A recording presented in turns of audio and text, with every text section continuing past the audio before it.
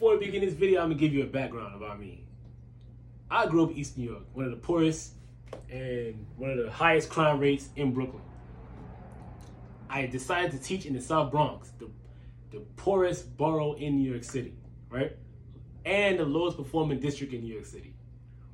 So I know the struggle. I know what these kids go through. I work closely with the counselors to know each kid's situation. So let's get that out the way. Now, first thing, if I see you come in late because you got $6 worth of breakfast in your bag, right, from the store, and you have no pencil, pencils are 25 cents, right? And I give you a pencil, I am now enabling you to continue that pattern. Instead of explaining to you that, it is your job to come to school prepared with something to write with. Now, if I'm doing a mini lesson, right? And because students know that teachers in their head, teachers have to help them do everything or whatever, and they know, and ultimately they're gonna get help. So they don't pay attention during the mini lesson, right? They even talk to their friend or in their own world. And now when it's time for them to work after the group work, it's time to work independently, they ask me 1,000 questions. And then they eventually get help, right? I'm guilty of it sometimes. I am enabling you to continue that behavior. So now, we're with remote learning, where they have to do 100% of the work independent on their own, how can we expect kids to do that? Now next, I understand a lot of students don't have it. You know what I mean? They're struggling. I get that. I understand that because I grew up like that. So I'm not talking about them. I'm talking about the ones where I see got Yeezys on, that's $400. Got these Jordan 11s on, which is $250. A laptop in Target is $200. Maybe on Black Friday it's even cheaper. So it's not because you can't afford it. You're not the student, the parent. You choose not to get that for your student. Now we're in a time like this where everybody needs technology, right? What if the DOE decided not to give out laptops? How would these kids get to do their work? A lot of them would end up failing the quarter and end up getting left back, right? But we did give out, our school gave out laptops to kids. And that's great. And other students was able to collect it somewhere else to get that. But what if they didn't? That's all preparation. And the next issue is, because a lot of students don't have this technology at home, and I'm talking about the ones that could afford it, but choose not to get it.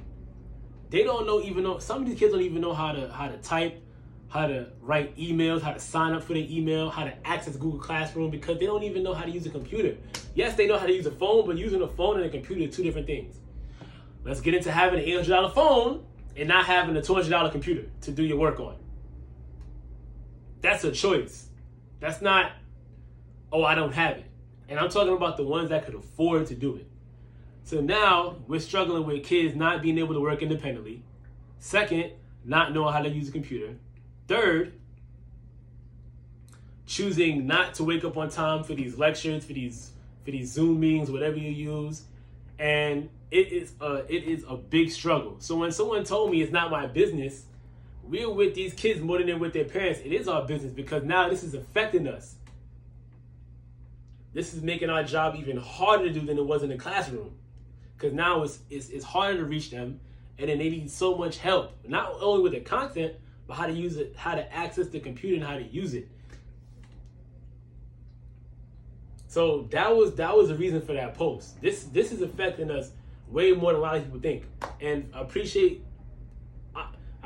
those who did see where I'm coming from, and you all don't gotta agree with me.